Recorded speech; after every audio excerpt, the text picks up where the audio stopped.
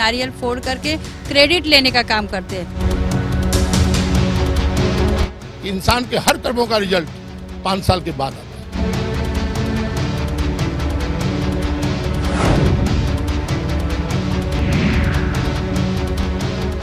नमस्कार, स्वागत है आप सबका हमारे इस खास कार्यक्रम मुंबई की आवाज में। मैं हूं प्रदीप शर्मा और इस वक्त हम मौजूद हैं अंधेरी वेस्ट के आरटीओ ऑफिस के बाहर, जहां पर आज तमाम आरटीओ चालक जो है यहां पर खड़े हुए हैं अपनी समस्या को लेकर। उनकी जो समस्या है उनका साफ तौर से कहना है परमिट को लेकर जिस तरह से प्रशासन अपना जो एक मत जारी किया है, जो जीआर निकाला गया है कि जिसको मराठी आएगी, जो भर्राटेदार मराठी बोल पाएगा उसी को परमिट मिलेगी। इन तमाम समस्या को लेकर आज ये लोग आरटीओ ऑफिस कार्यालय पहुंचे हैं। सबसे पहले हम अपने कैमरामैन सदानंद सेट्टी से चाहेंगे कि आरटीओ ऑफिस को अपने कैमरे में कैद करें, जहां पर ये लोग पिछले 2 घंटे से यहाँ खड़े हुए हैं और इनका जो नेतृत्व कर रहे थे वो मुंबई कांग्रेस अध्यक्ष संजय निरुपम जी कर रहे थे। आज उन्होंने यहाँ के आरटीओ ऑफिसर से मुलाकात की और इनकी समस्याओं के बारे में बात की। ये तमाम ऑटो ड्राइवर हैं जो दिन भर कमाते हैं और शाम को अपने घर का चूल्हा जलाते हैं। उनसे आज हम बात करेंगे, उनसे जानेंगे कि इनकी जो समस्याएं हैं, क्या कुछ मांग लेकर आज ये आरटीओ ऑफिस के पास आए थे।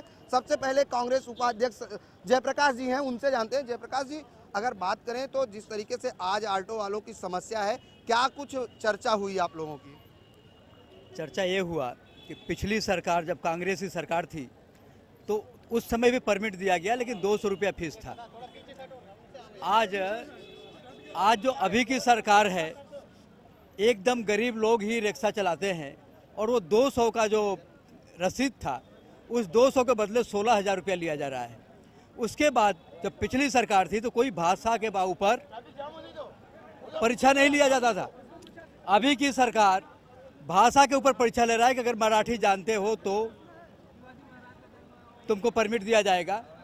हमने बात किया कि जितने आदमी को नाम आ गया है इसमें, वो सबको परमिट मिलना चाहिए और इसको हमारे नेता माननीय संजय निरुपम जी, मुंबई कांग्रेस के अध्यक्ष, उत्तर भारतीय सभा के राष्ट्रीय अध्यक्ष, उन्होंने ये परिवहन आयुक्त से भी कहा है और यहाँ भी शिंदे साहब से कहा है और उन सब ने कहा कि हम किसी को फेल नहीं करेंगे। एक मौका देंगे रिक्शा ड्राइवर को कि वो लोग 1-2 महीने में थोड़ा और जानकारी मराठी का ले लें, हम किसी को फेल नहीं करेंगे, ऐसा उन्होंने कहा है। मुंबई कांग्रेस की तरफ से, माननीय संजय निरुपम की तरफ से यही आश्वासन था कि इसमें भ्रष्टाचार न हो।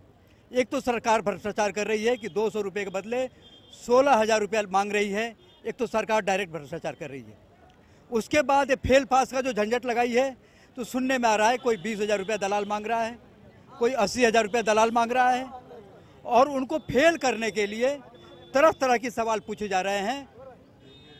मुख्यमंत्री का नाम क्या है, अमिताभ बच्चन की माँ का नाम क्या है, स्कूल का नाम, तरह तरह के ऐसे सवाल पूछे जा रहे हैं जो रिक्शा ड्राइवर से इससे कोई सवालत नहीं है। बिल्कुल, यानी साफ तौर से रिक्शा ड्राइवर परेशान है क्योंकि जब आरटीओ ऑफिस में वो आते हैं एग्जाम के लिए तो उनको इस तरह से क्वेश्चन पूछे जाते हैं जो एक आम क्वेश्चन जो लोगों से पूछे जाए, जो रिक्शा ड्राइवर हैं उनसे सिग्नल पूछा जाए, उनसे ड्राइवर के लाइसेंस के बारे में पूछा जाए, लेकिन ये नहीं पूछा जाता है अमिताभ बच्चन की माँ का क्या नाम है, महाराष्ट्र के मुख्यमंत्री कौन है। इन तमाम चीज़ों से हमारे साथ रिक्शा ड्राइवर हैं। आपसे जानना चाहेंगे कि किस तरह से परमिट के लिए आप जब आरटीओ ऑफिस आए तो क्या कुछ कहा गया? जब हम आरटीओ ऑफिस में इधर सब रिक्शा वाले हमारे सब भाई लोग आए हैं तो उन लोगों को पूछा गया कि भाई अभी चिड़िया और परमिट का क्या इसमें आता है सवाल। चिड़िया बोले, उसको बोलते मराठी में चिड़िया को क्या बोलते हो? बोला भाई मराठी के अंदर चिड़िया को चिमनी बोलती है। तो ड्राइवर ने बोला भाई ये परमिट का और इसका क्या मतलब है, तो उसको सामने फेल कर दिया। और दूसरी बात, जो 10वीं पास को जो परमिट मिला है इसके 2014 में, तो को 10वीं पास वाला रिक्शा चलाने वाला नहीं है। ये जो आज की तारीख में जो 2016 में परमिट लगा है, ये सब कम पढ़े लिखे, तो उन लोगों को 16,000 रुपया लेके परमिट दिया जा रहा है। ये सरकार का गलत है। नरेंद्र मोदी ने बोला था कि भाई सब अच्छे दिन आएंगे, वो तो जो अच्छे दिन है उसको भी उसने खराब कर दिया। क्यों? अब उसकी तिजोरी खाली हो गई है। वो तिजोरी भरेगा, रिक्शा वाले से 15,000 रुपया लेके अपनी तिजोरी भरेगा। 16,000 रुपया लेके 16,000 रुपया वो रिक्शा लेके अपनी तिजोरी भरेगा। और जो बेचारे कोई अपना डाक डाकिना औरत का गिरवी रख के आते हैं, हाँ कोई बेचारे परेशानी में आके हमने 16,000 भरे, ये लेने वालों को भी शर्म नहीं आ रही कि एक बेचारा रिक्शा वाला किक मार के अपना धंधा करता है, रोजी रोटी एक फ़ोन के ऊपर बेचारा जाता है, पेशेंट को छोड़ता है, उनके बारे में कोई समझता नहीं। ट्रैफिक वाले की समस्या आती है, पुलिस की आती है, जो भी आती है वो रिक्शा वाले के ऊपर गिर के आती है। आखिर क्यों रिक्शा वाले की कोई इज्जत नहीं है? क्या मतलब है इन लोगों का? जो कर्मचारी है उन लोगों की इज्जत है। एक ऑफिस से लाइसेंस बनाने आता है, कर्मचारी उठकर उसका लाइसेंस बनाता है, और हमारे जब रिक्शा ड्राइवर का लाइसेंस बनाने आते हैं तो उनको बोलते हैं लाइन में जाओ, ये लाओ वो लाओ। जब इनको इनका जी फॉर्म देंगे, जब इनका लाइसेंस अंदर लेंगे। जी फॉर्म का मतलब होता है रिश्वत, पैसा। जब तक ये लेंगे नहीं, जब तक रिक्शा वाले का हम लोग करेंगे नहीं। बिल्कुल, यानी साफ तौर से 16,000 रुपए लेकर इनका लाइसेंस और क्लियरिंग दिया जाता है। पहले जहां 200 रुपया, अब 16,000 रुपया। आपसे जानना चाहेंगे कि जब यहाँ पर लोग आते हैं, आपसे जानना चाहेंगे जब यहाँ पर आप लाइसेंस के लिए आए या परमिट के लिए आए तो क्या कुछ कहा गया? मी मराठी आहे तरी सुद्धा मला शाळा नाही शिकल्याबद्दल त्यांनी फेल केला। मराठी असताना सुद्धा मला फेल केला। बिल्कुल, यानी अब साफ तौर से भाषाओं के आधार पर जो है एग्जाम लिया जा रहा है, भाषाओं के आधार पर परमिट दिया जा रहा है। आपसे जानना चाहेंगे जब आप यहाँ पर परमिट के लिए आए तो आपको आरटीओ ऑफिस से क्या कहा गया? हमको तो सीधा फेल किया गया है परमिट के हिसाब से। बोलते हैं कि मराठी में बात कीजिए, हमको मराठी में आता नहीं है, मराठी में बात करने आता नहीं है। बोले नहीं, मराठी में बात करने नहीं आता तो परमिट आपको नहीं मिलेगा। बिल्कुल, यानी अगर आपको मराठी नहीं आती है तो आपको फेल कर दिया जाएगा।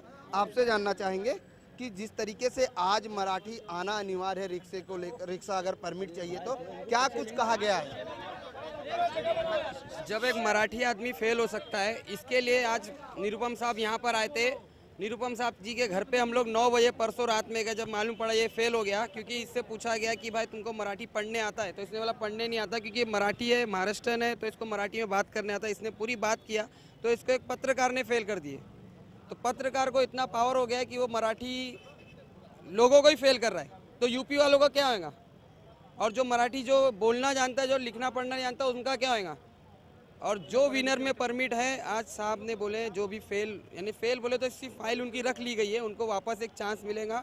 और अगर चांस नहीं मिला तो पूरी मुंबई के अंदर, महाराष्ट्र के अंदर पूरे रिक्शा वाले, पूरे पब्लिक ट्रांसपोर्ट, सब जितने भी हैं, सब भाई जगताप जी, निरुपम जी, अशोक चौहान जी, सब इसमें रास्ते पे उतरेंगे और उतरना ही पड़ेगा। रिक्शे वाले जब तक रास्ते पे नहीं उतरेंगे कुछ नहीं होने वाला।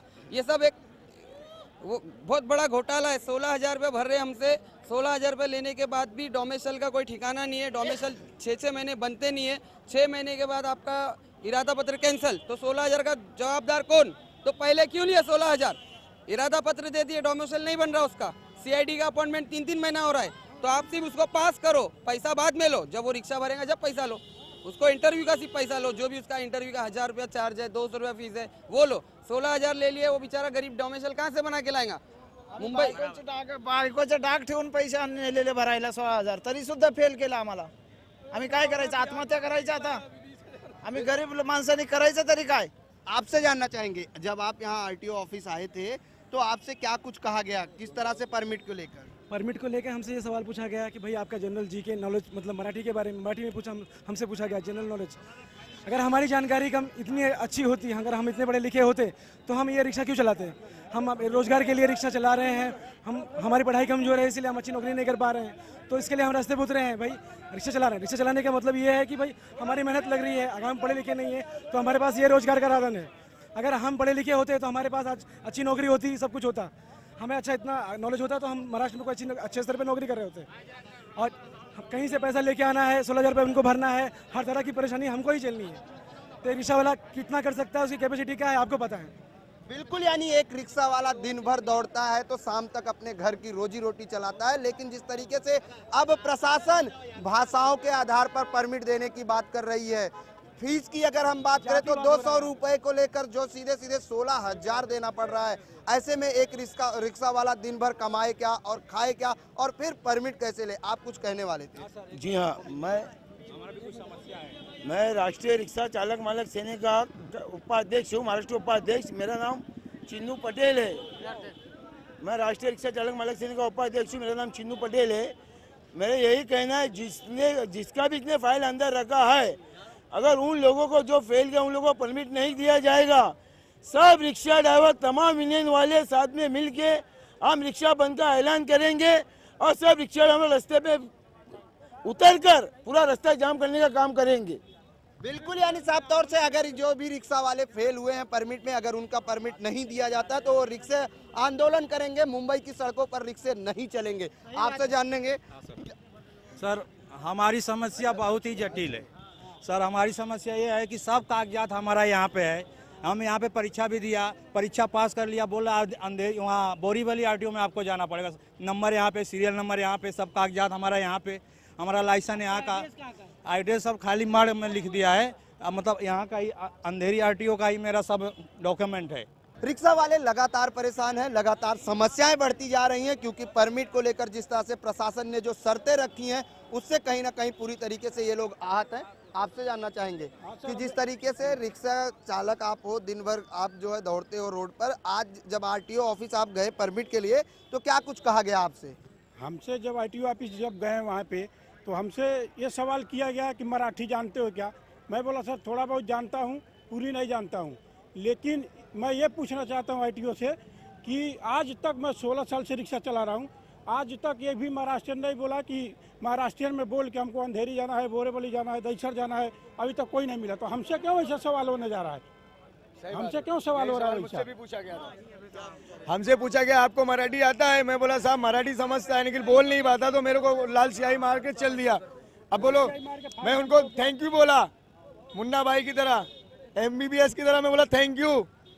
बिल्कुल, यानी अगर आपको मराठी नहीं आती है तो आपको फाइन भरना पड़ेगा। आपसे जानना चाहेंगे जिस तरीके से यहाँ पर समस्या है, लगातार लोग परेशान हैं, लोगों के जो रिक्शे वाले जो है आज परेशान है, जिसको लेकर अब वो पूरी तरीके से रोड पर उतरने को मजबूर है, क्योंकि महाराष्ट्र सरकार ने जो फरमान जारी किया है, आरटीओ ने जो फरमान जारी किया है, उससे कहीं ना कहीं पूरी तरीके से ये लोग परेशान हैं। यहाँ रुकेंगे एक छोटे से ब्रेक के लिए, ब्रेक के बाद लगातार चर्चा जारी रहेगी।